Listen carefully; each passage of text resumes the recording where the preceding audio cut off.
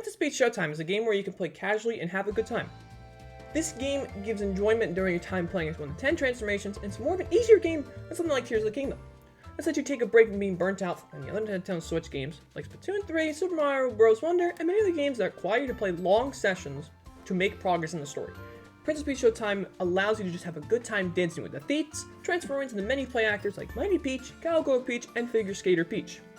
It does things we could not do before, like dressing up Princess Peach with her dress, giving her different patterns like flowers, polka dots, and much more. It also allows you to dress up Stella, for example, green, blue, or yellow, as an example of colors. It also presents a more laid-back experience compared to other games I mentioned before, where they have you go on this big adventure to make progress in the story. Princess Peach Showtime allows the player to pick the transformation you want to play and have a fun, laid-back, good time, clearing each level for each transformation in each act's play. Hello my ninjas, welcome back. Today I'll be making my case as to why you should buy Princess Peach Showtime. I'll be going over the pros it has over the games I mentioned before. Then I'll be going to the cons for the people who are wondering, for example, how many levels there are, what's the replayability value, what's the story progression like, does it flow perfectly throughout each level. Now, before the video begins, in the top right, it just appeared a title card.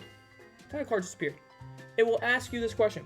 Before watching this video, were you playing my Princess Peach Showtime? Is a poll. So if you'd like to answer it, click yes or no. Alright, let me plead my case as to why you should buy Princess Peach Showtime. Let's begin the show. And action! Let's start with discussing the gameplay. The gameplay is so simple, easy to understand, and can allow the player to get on and have a casual laid-back experience for a short amount of time, compared to other games where it has you play for longer periods at a time just to make any progress in the story. An example of this is in Super Mario Odyssey, where to progress the story along, you need to collect a set amount of moons for the game to move the story along. For example, in Sand Kingdom, it requires you to collect 16 moons before you can move on to the next kingdom, which would be Wooded or Lake Kingdom, making you go on this big adventure to collect those moons and slowing down the story progression and progression in the game. And it also makes you do that for each kingdom, so it makes the game be a little more slower, a little bit slower pace and such. So it makes it drag on more and makes you feel more exhausted. The level design is simple enough to where you can make progress in 15 minutes easily. If you go for 100%, it'll probably take you less than 20 minutes. It also allows you to transform into the 10 acts, allowing for more replayability and more levels you can play with such acts.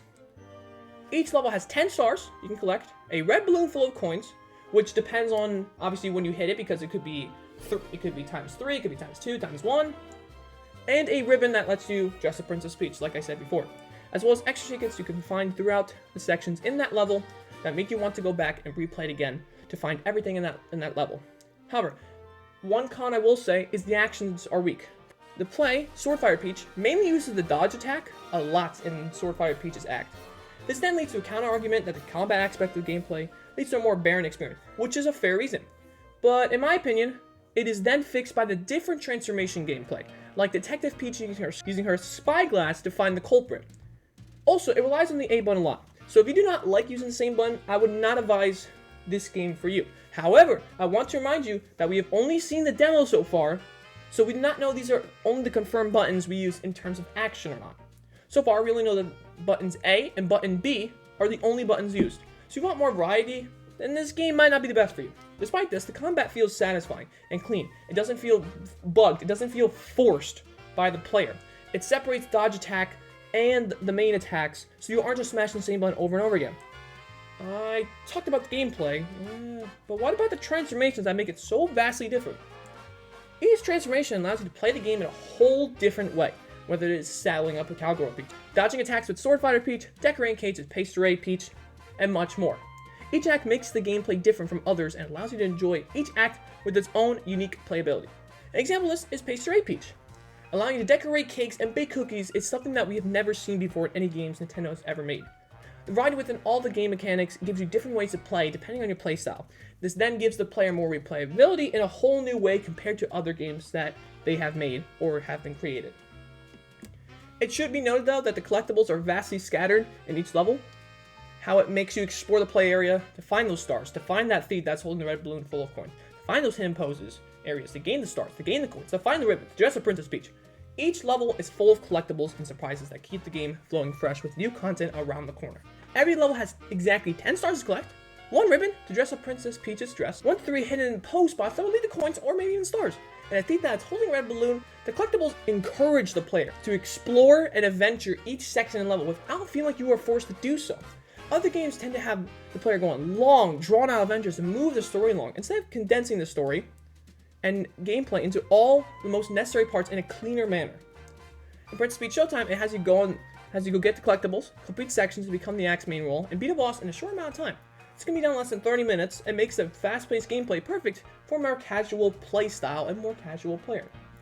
One particular standout that Princess Peach Showtime has upon the others is a story progression. The story moves along very well, to where you can make progress in the story without it feeling like you are forced to move the story along. Each time you complete a level, you take out a mini-boss and have the availability to play the next act within a new transformation. In other games, to progress through the story, the game has you adventure to specific spots on the map to unlock a set location. This then allows you to beat that boss or mini-boss and finally move the story along. After you complete it, you feel exhausted. That takes more than 30 minutes just to complete this one section and move on with the story. Whereas in Princess Peach Showtime, you can move the story along in less than 30 minutes easily, letting you move the story along and getting to the next transformation. Another thing I would like to mention is the post-game. What is there that has value for mini-games once you complete an act?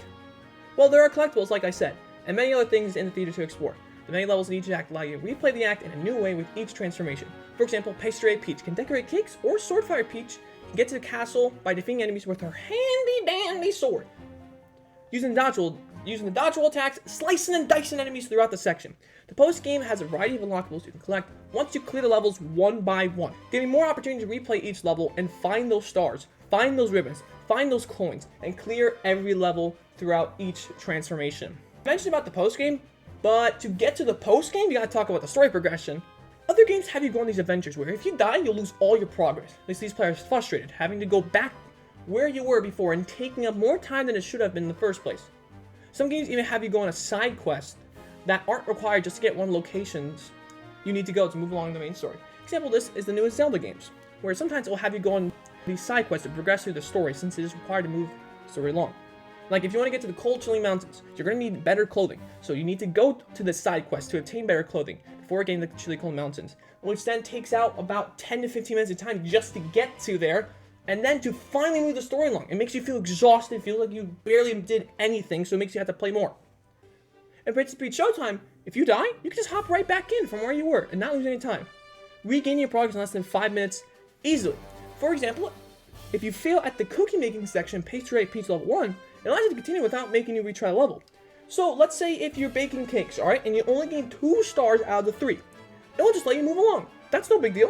You don't get all the stars, alright, that's fine. You'll head right back into the play in case you want to gain every collectible available, which lets the player retry it and lets the value of replayability more valuable than what other games might have before.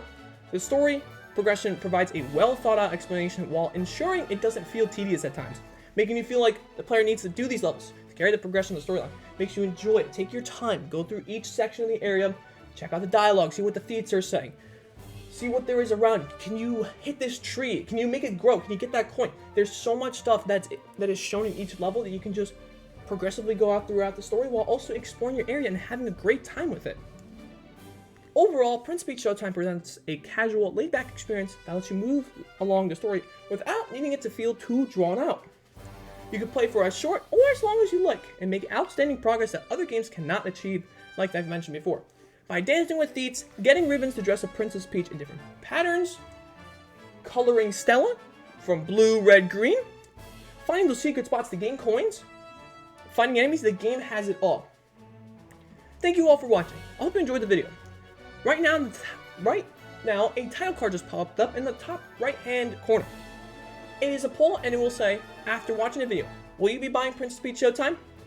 If you can, please answer yes or no. If you said yes, I'm glad I changed your mind on this game. Can you comment for me what changed your mind? How did I persuade you into buying this game now for 60 bucks? How did I persuade you for that? If I did not persuade you, why? What could I have done differently? What could I have said differently? What points could I have actually changed? What could I have improved on? What could I have done differently to try and actually persuade yourself into actually wanting to get the game? All socials are in the description with the links in my channel description. And lastly, the music used and the music YouTuber that I'm using for is all in the description, all the way under. So if you guys want to check out the Princess Peach OST, you guys can click on it and it will present Very good music. Wardrobe music goes hard. Thank you again for watching. Make sure to like, subscribe, share the video with friends. So I mean, subscribe to me and enjoy my videos. Hit that little bell, get notified for when I get uploading, or when I upload, sorry. And lastly, this Ninja just signing out. Peace! Thanks for watching. Hi everyone, Post Dylan here from the edit. I'm gonna let you all know, first things first. Thank you all for 100 subscribers, it means a lot to me. Thank you all for supporting and letting me continue my hope, of course, for this to be my future job. Thank you all for 100 subscribers. Secondly is, like I said last week, I was going to tell you guys what the next week's upload will be. Most likely, next Friday, it's going to be a Hazbin Hotel video series review, where I talk about the series, what I really liked about it, my pros, my cons. Overall, just really my enjoyment of the series, because I've been watching it throughout this week. I'm going to finish it up on Sunday. It's been so much fun. I've really enjoyed it.